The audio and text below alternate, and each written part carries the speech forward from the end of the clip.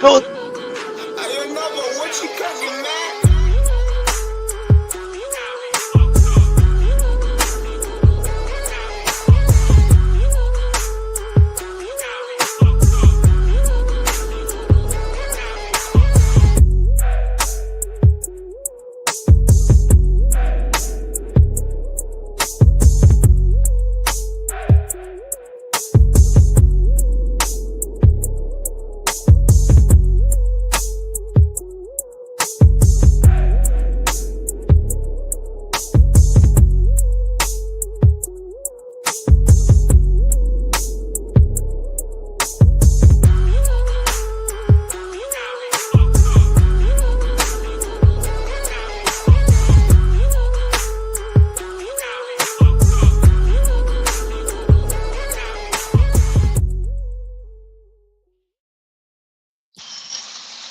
What's up?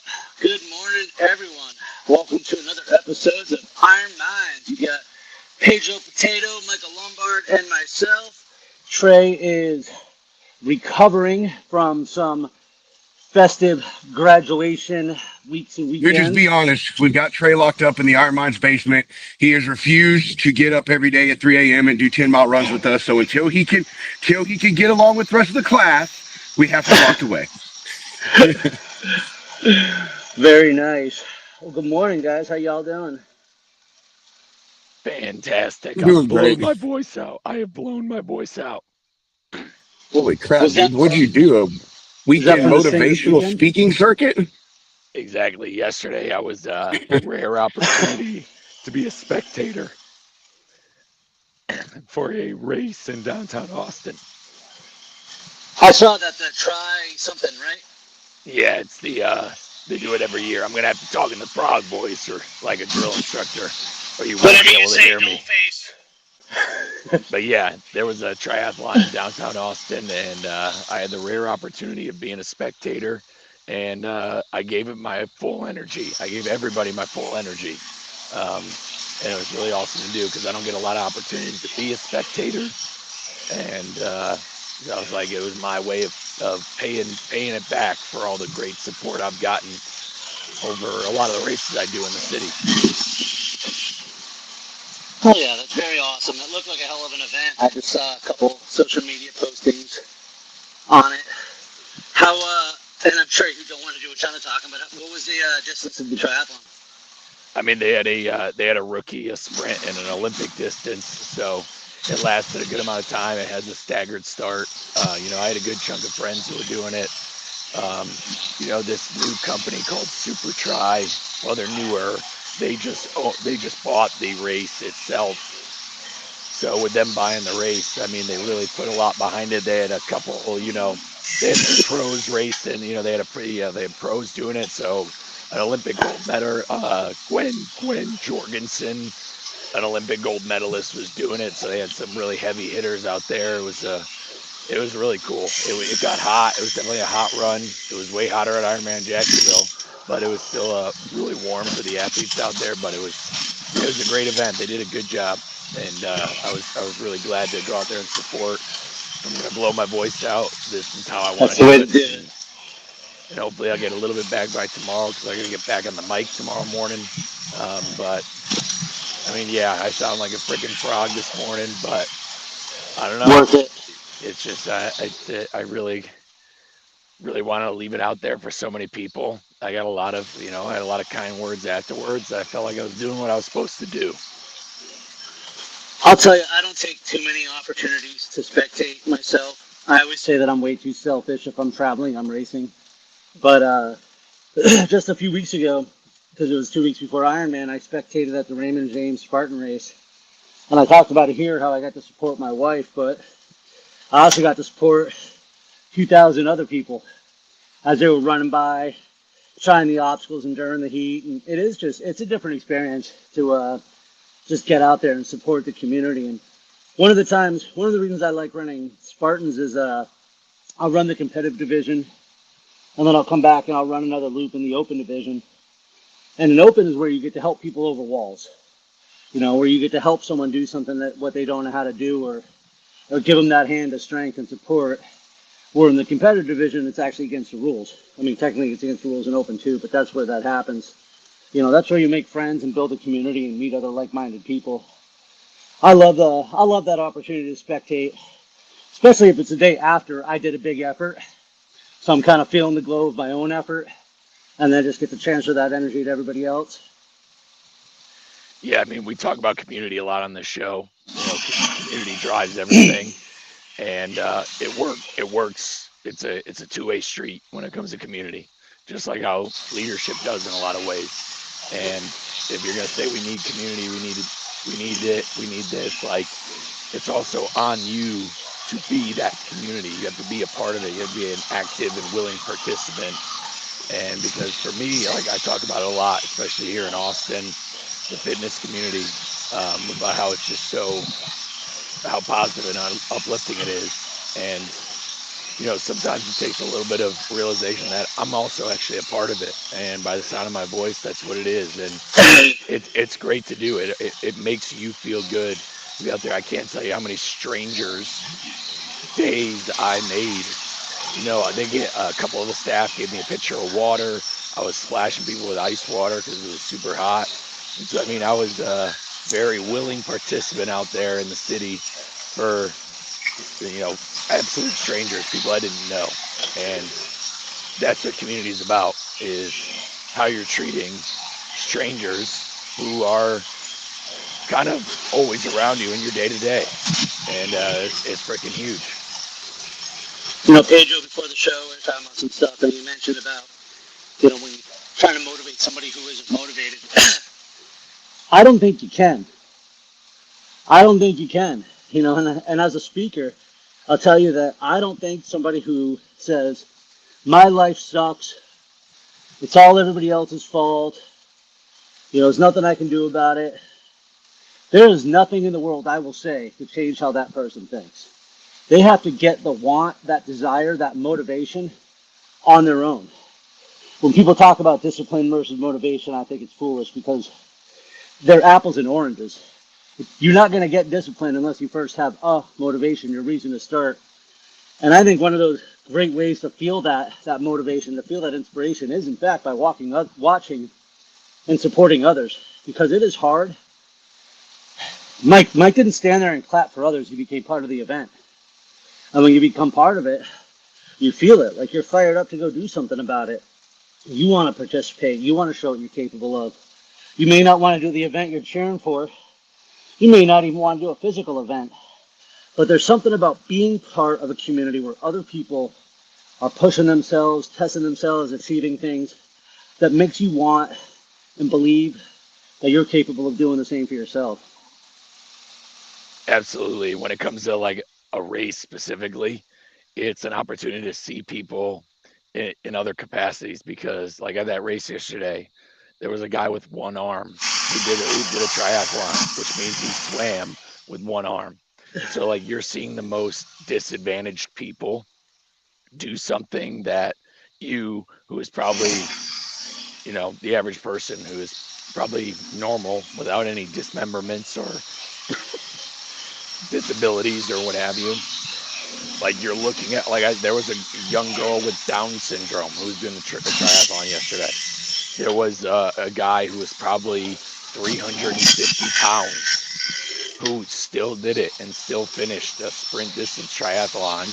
And so when you go to those races and you see those people doing it, and you're just somebody who hasn't exercised in 2 years and you eat garbage all the time, and then you go ahead and see someone who looks like your equal or who has it worse, it is going to give you that motivation, that little spark, hopefully spark the powder keg that could turn into discipline.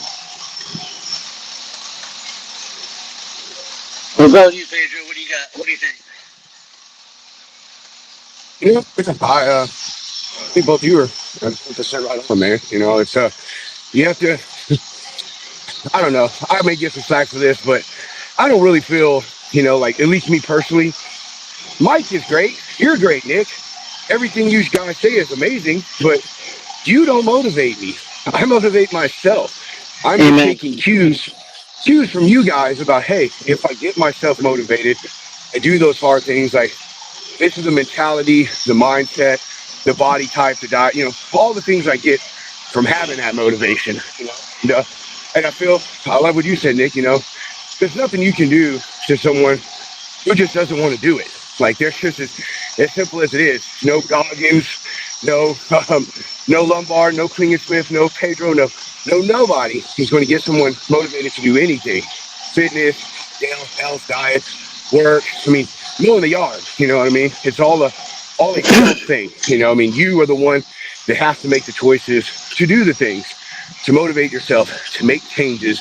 As we say on here all the time, do the hard things. And I think surrounding yourself with other people that are like-minded, like I did when I started to take this journey. I made sure I talked to Lombard a lot, to surround myself with you and Trey and people in the Slack group.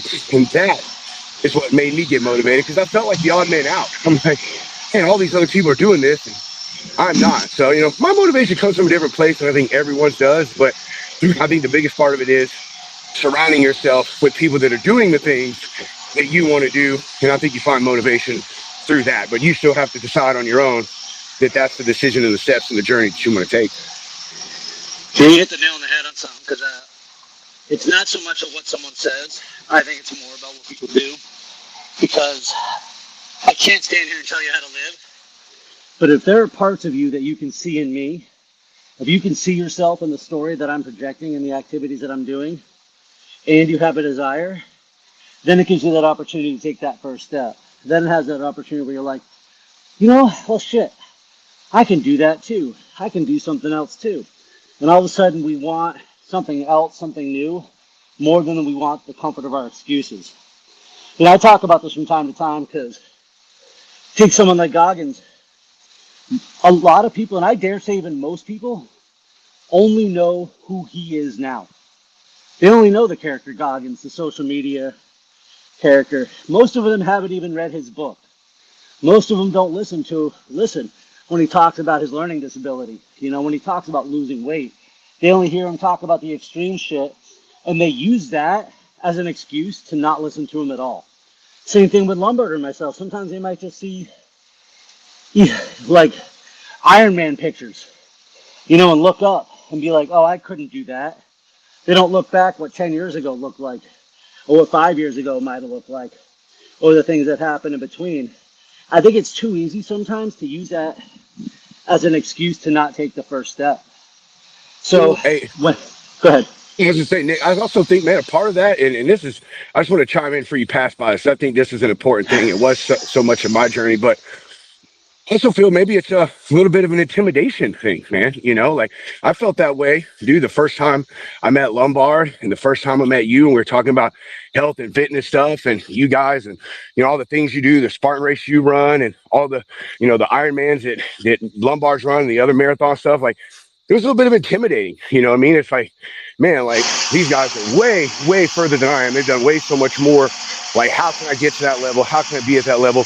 Are these guys even going to give me their time? Are they going to give me their real time, or just the time that they want me to have? And so, man, I think some of it is a bit of an intimidation thing, man, when it comes to searching for that motivation or getting motivated. Because, you look at where you want to go and the people you want to kind of emulate, whether it be a job or a body type or fitness level. And, you're a little limited because, you're not that person yet, and you don't know how to get there.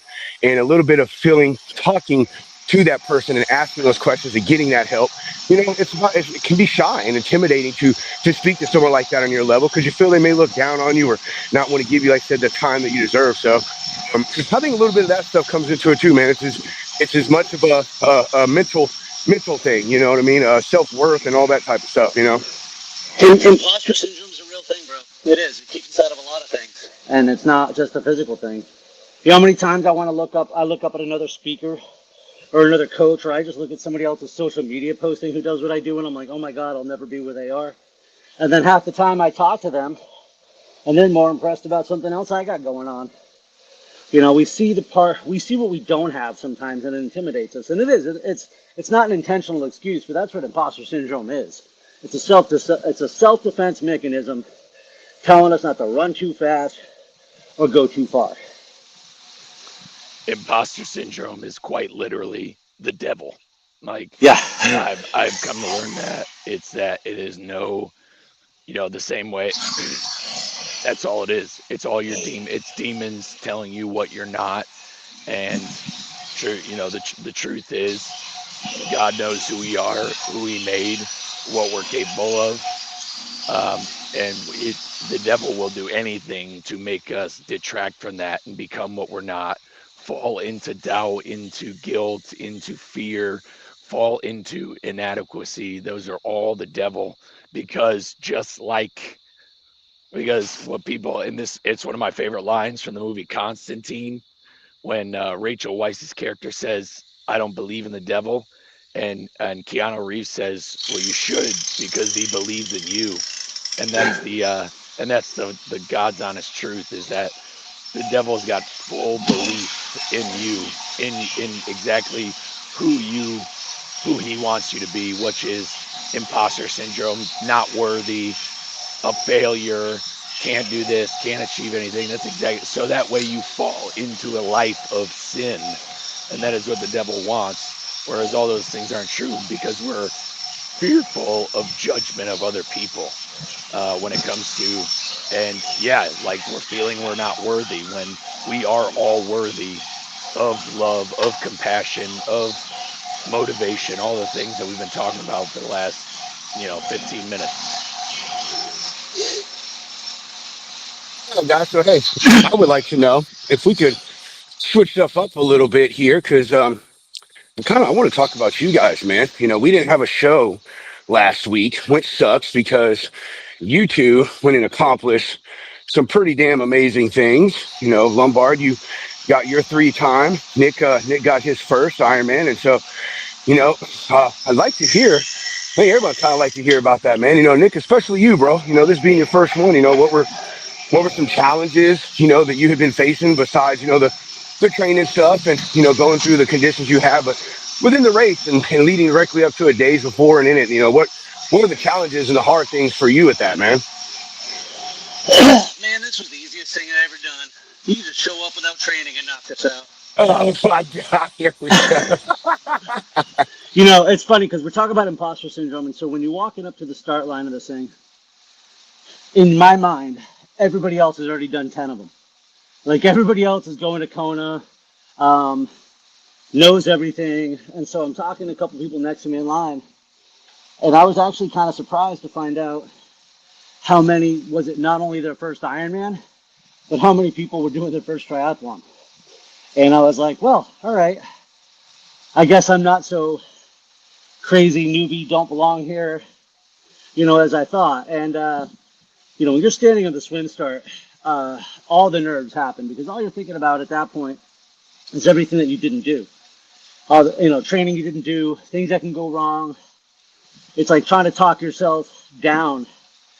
And so for me, a lot of times when I'm doing races, marathons, ultras, Spartans, I try to pump myself up. I try to make myself like the hero of this dramatic story that's about to unfold. And I took a different approach this race, and I just started meditating. I wanted to remain as calm as humanly possible before, during, and after the event.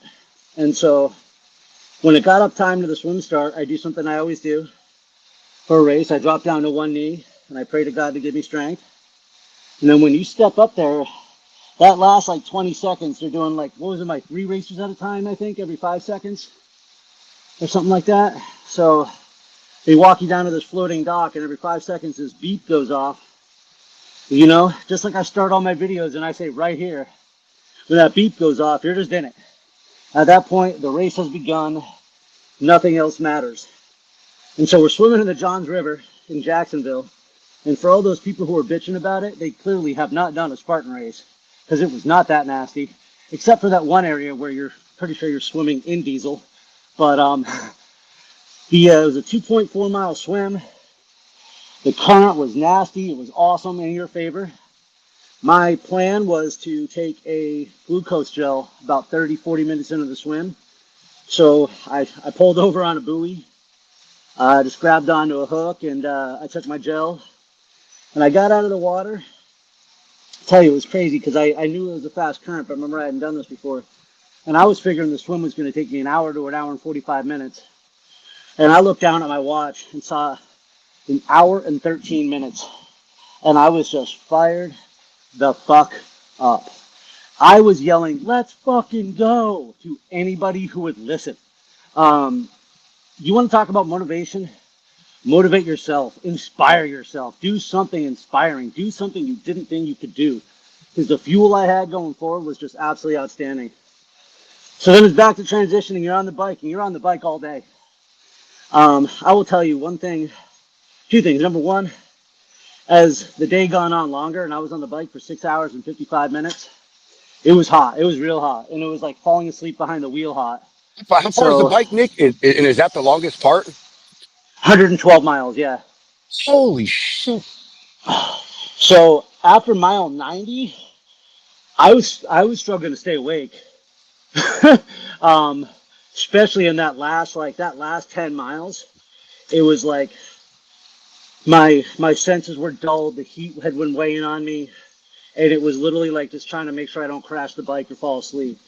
But going into the bike, because of my conditions with POTS and diabetes, I had done a lot of math and I figured out all the aid stations, and so I focused on drinking 1.5 to 2 liters of water, 1,500 milligrams to 2,000 milligrams of sodium, and 90 grams of carbohydrates every hour.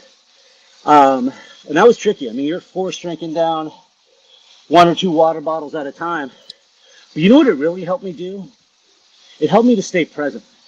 Because for those 7 hours, I wasn't thinking about anything else. For the 2 hours before that and the 7 hours on the bike, I didn't think about my bills. I didn't think about life problems. I was right there in it during the Ironman. And although you're biking out in the middle of nowhere and the bike course itself wasn't the most exciting, the crowds were absolutely amazing. You know, you're going on a 2-loop bike course and you're out there and there's like a family out in the middle of nowhere cheering for you. And I always like to give them a thank you or a cheer back, and then they cheer again. And, you know, we were talking about spectators earlier. They were truly part of my experience. And then you cruise back down that same road 3 hours later, and that same family's still out there getting it done. And it was like, hell yeah. So the crowds and support were absolutely amazing. But for me, the hard part obviously came down to the marathon, because even up until the weeks before this, I couldn't possibly fathom wrapping my head around doing a marathon after everything I'd just done. But I literally just broke it down.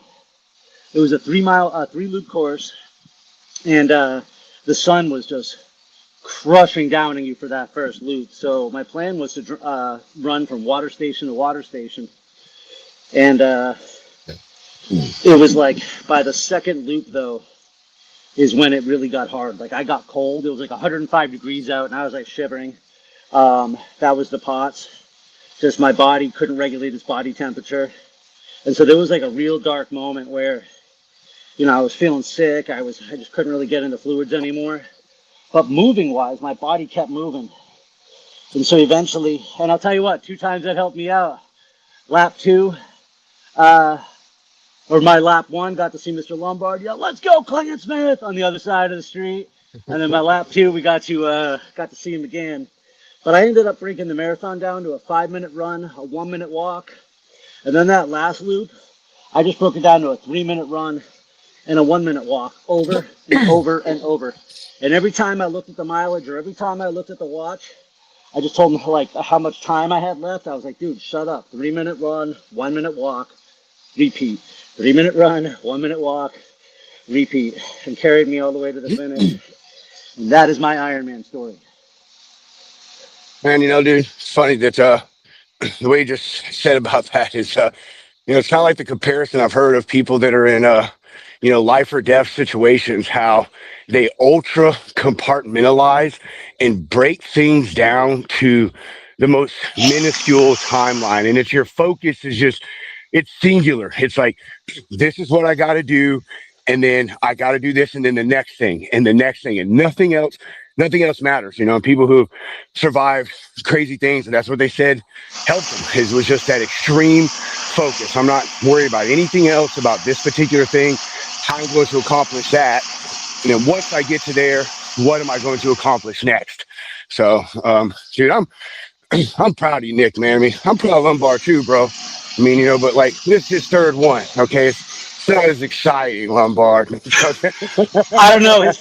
His finish brought something unique. I know it did, dude. Oh, man, congratulations, bro. I haven't got to tell you, like, face to face. Congratulations, Lombard, dude. You are going to be an amazing papa, man. And I'm so happy for you. My wife is so happy for you and your wife, man. So, dude, that's amazing.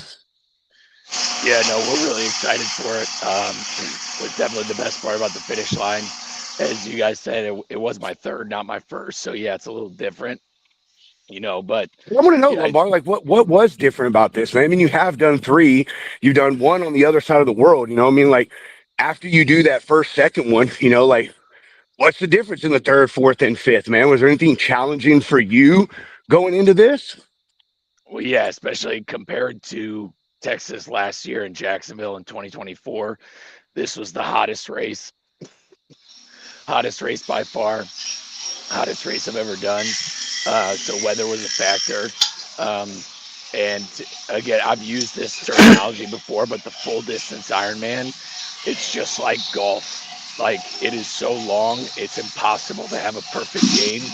Just like in golf, you could have a really great game and like it could be your best score maybe, but you look back and you're like, oh, I could have pitched better here. I could have put better here. If only I drew 20 more yards here, and it keeps you going back. And the full distance Ironman does exactly that. Like I PR'd my swim and I PR'd the run at this distance, but I didn't on the bike because I had to be smarter on the bike or I wouldn't have survived the run. Because on the bike I was taking in 2,000 milligrams of sodium per hour, but if I didn't get the plain water behind it, I would have wrecked my stomach. And so I had to slow down, and when you sacrifice speed, you do. So I had to slow down so I can get down plain water to get behind all that salt. And then with it being so hot, there's also a lot of traffic. I almost got hit by a car. And then, similar to what I did in Florida in 2024, I watched a kid collapse 50 feet in front of me on the bike. He was out of fuel, both his legs locked up. He couldn't move. I watched like 12, 15 people just fly right by him.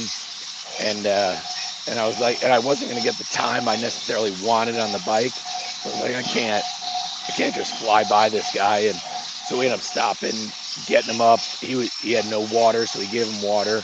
So it was like, I had to play it smart on the bike or I wouldn't have been able to show up for the run. And the run, I couldn't have asked for anything better.